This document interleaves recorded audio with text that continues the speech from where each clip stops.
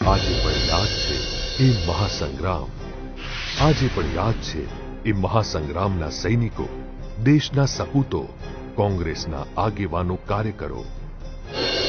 આજે પણ ગૌરવ છે એ મહાસંગ્રામના સપૂતો અને કોંગ્રેસના આગેવાનો, કાર્યકરો માટે.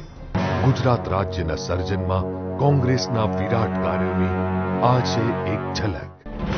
ગુજરાતના ગૌરવ અને જીવાદોરી સમાન સરદાર સરોવર ડેમ અને ઉકાઈ, ધરોઈ, વણાકબોરી, પાનમ, કડાણા જેવા અસંખ્ય ડેમ તથા કેનાલોના બાંધકામ અને વિકાસના સર્જન દ્વારા ઘરો ઘર પીવાના પાણી, કૃષિ વિકાસ માટે સિંચાઈ યોજનાઓ અને ઉદ્યોગો માટે પાણી વ્યવસ્થા પ્રાપ્ત થઈ.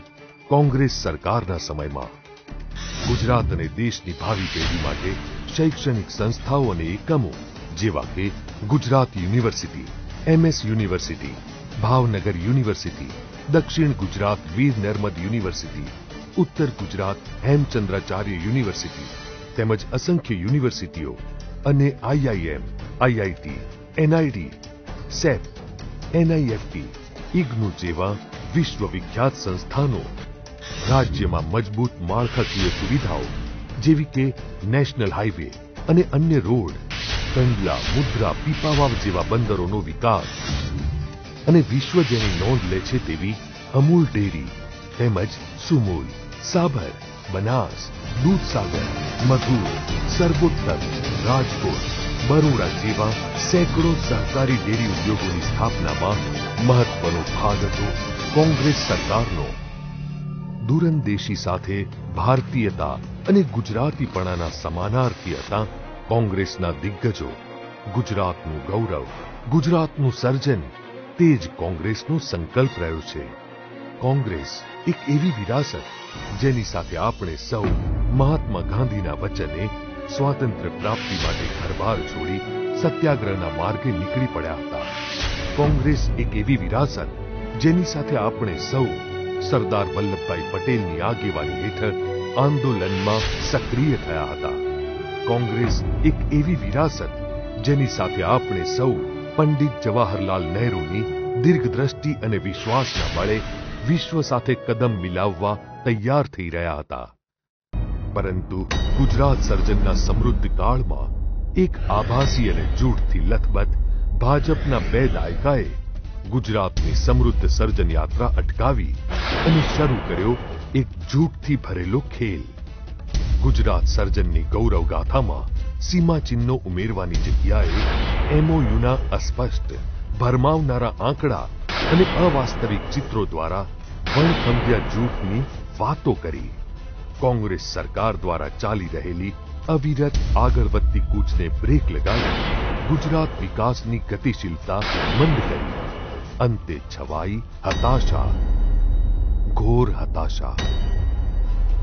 ભાજપના અન્યાયી શાસનમાં ગુજરાતના તમામ વર્ગના યુવાનોને બેરોજગારીમાં અને શિક્ષણમાં ભારે અસંતોષ વેઠવો પડ્યો છે અને ભાજપ સરકાર દ્વારા અમાનુષી અત્યાચાર પણ થતો રહ્યો.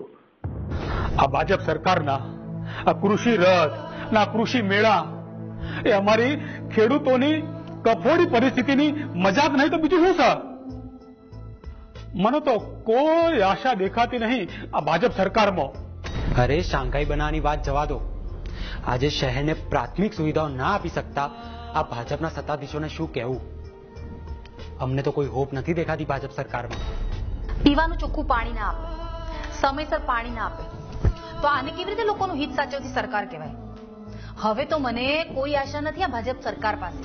સમયે પડખું ફેરવ્યું છે. સમય છે ગુજરાત સર્જનના દિવસો યાદ કરવાનો. હવે સમય છે નવસર્જન ગુજરાતનો.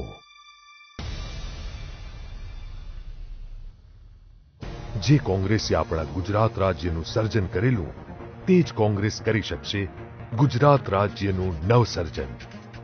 હા, વાયદા નહીં પણ કોમ કરે એ તો કોંગ્રેસ. અને વાત સાચી છે. મને આશા છે આવતીકાલમાં જો કોંગ્રેસની સરકાર આવતો. યસ, કોંગ્રેસ ક્યારે બળાશ નહીં મારે, તો ક્યારે હવામાં વાતો નહીં કરે. તેમની પાસે એક નક્કર આયોજન હોય છે અને તે રીતે કામ કરવાની યોગ્યતા. મને હોપ છે કે કોંગ્રેસ જ આપણા શહેરને તમામ સુવિધાઓ સાથે એક શ્રેષ્ઠ શહેર બનાવશે. સામાન્ય ઘરમાં વસતા લોકોના પ્રશ્નો ભાજપને નથી સમજાતા અને એટલે જ હવે તો મને કોંગ્રેસમાં જ આશા છે કે અમારા પ્રશ્નોનું નિવારણ એ ચોક્કસથી લાવશે. ગુજરાતનું દરેક શહેર રહે સલામત, સમૃદ્ધ અને સુરક્ષિત. પાણી, ઇલેક્ટ્રિસિટી, સ્વાસ્થ્ય, શિક્ષણ, રોજગારીની તકો જેવી પ્રાથમિક સુવિધાનો હક દરેકને મળી રહે. આપણા શહેરના ઘરે ઘર પહોંચે પીવાનું શુદ્ધ પાણી. આપણા શહેરમાં વધતી ટ્રાફિક સમસ્યાની સામે નાગરિકોને મળે ટ્રાફિક નિવારણ. માંદગી કે અકસ્માત સમયે નાગરિકોને પ્રાપ્ત થાય તમામ મેડિકલ સુવિધાથી સજ્જ એમ્બ્યુલન્સ. રોગનો પ્રસાર જ ન થાય તે માટે ગંદકીનો કાયમી નિકાલ. વિસ્તારની સમસ્યાઓના નિરાકરણ માટે મ્યુનિસિપાલિટીની ઓફિસોના ધક્કા નહીં, પરંતુ ઘેર બેઠા સમસ્યા નિરાકરણ. ઇન્ટરનેટના વપરાશ કરતા તમામ લોકો માટે ફ્રી વાઈફાઈ ઝોન. કોંગ્રેસના નવસર્જનમાં હશે તમારા સ્વપ્નોને સાકાર કરવાની ઉત્તમ તકો. ગુજરાતનું નવસર્જન તે જ કોંગ્રેસની પ્રતિજ્ઞા. ગુજરાતનું નવસર્જન તે જ કોંગ્રેસનો મંત્ર. ગુજરાતનું નવસર્જન તે જ કોંગ્રેસનો ઉદ્દેશ. ગુજરાતનું નવસર્જન તે જ કોંગ્રેસનો સંકલ્પ.